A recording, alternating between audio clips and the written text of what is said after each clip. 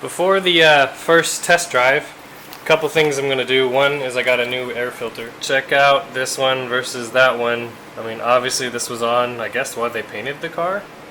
I don't know, but I didn't like it. You can't see any kind of light through it at all. So that's going in the trash. Got a new one. I think I paid like 15 bucks for it, not too bad. And put this on it. Ta-da! I think I need to lengthen that rod, or get the other rod out.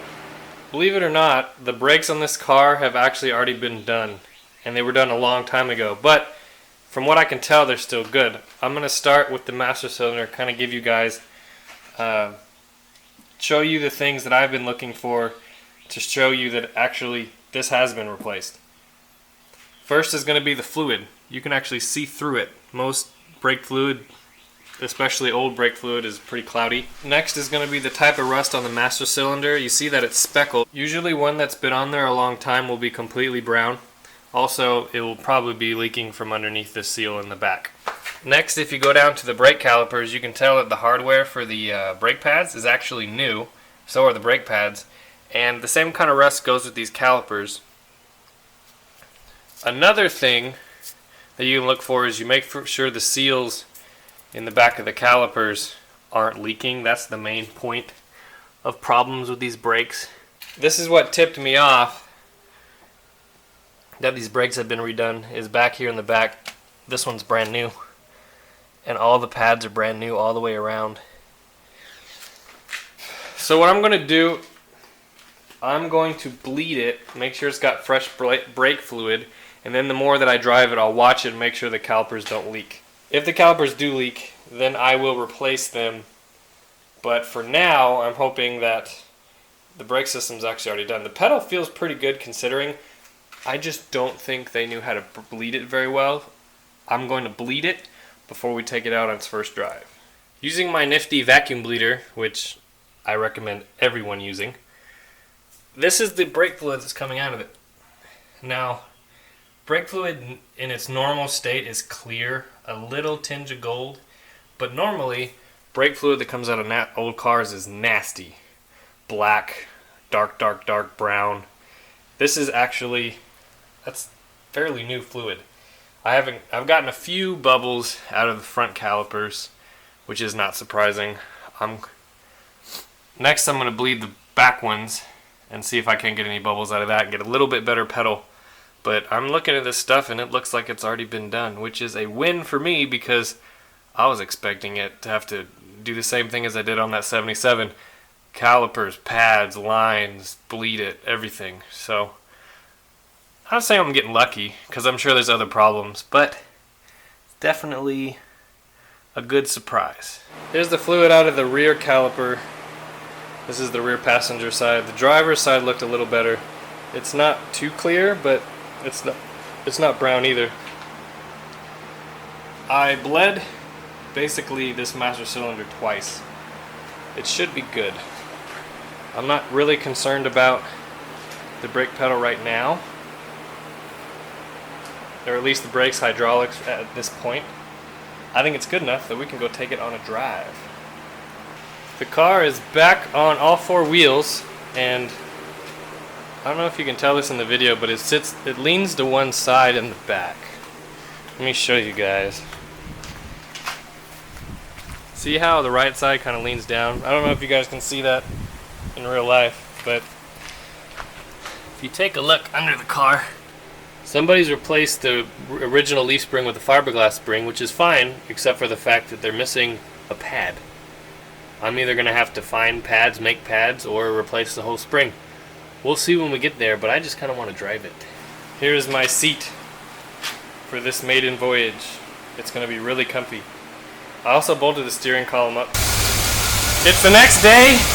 I believe the carburetor was flooded last time. The quad jets have an issue with, you shut them off, you let them sit for about an hour, and there's these wells on the bottom of the base that leak gas down into the intake. I think that's what happened because this morning it fired right up and it wanted to go, so let's drive it. I want to drive it.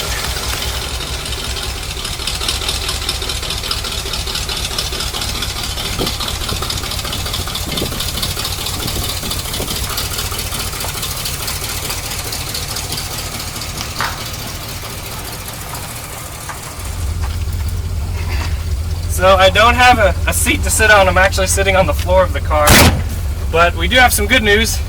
One is the power steering works. Steering wheel needs a little bit of work. This is so exciting. I'm driving around with no interior whatsoever. No windows. No working gas gauge. Non-working temp gauge. We're just going to drive it up and down the street because obviously we're not legal. Power steering's nice.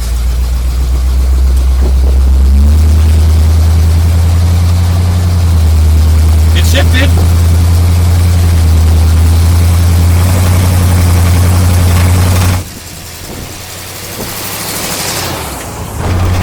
Oh, it's so rattly in here because there's no interior.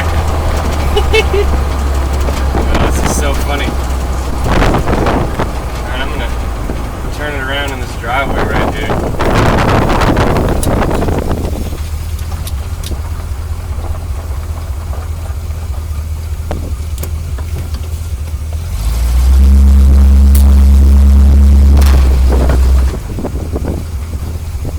Hope that camera's still recording. Oh, it's so sketchy to drive around with no seat. I feel like a midget.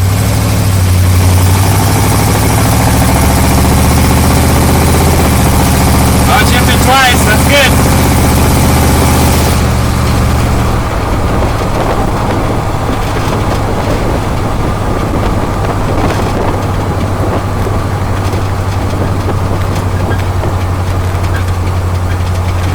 That leaf spring in the back is sketch.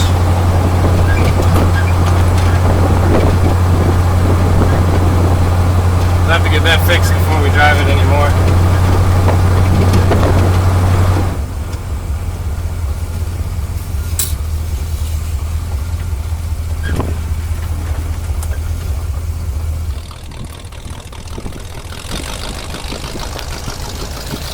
There you go, look, it's out of the garage. It sounds really good. It's really uncomfortable to drive.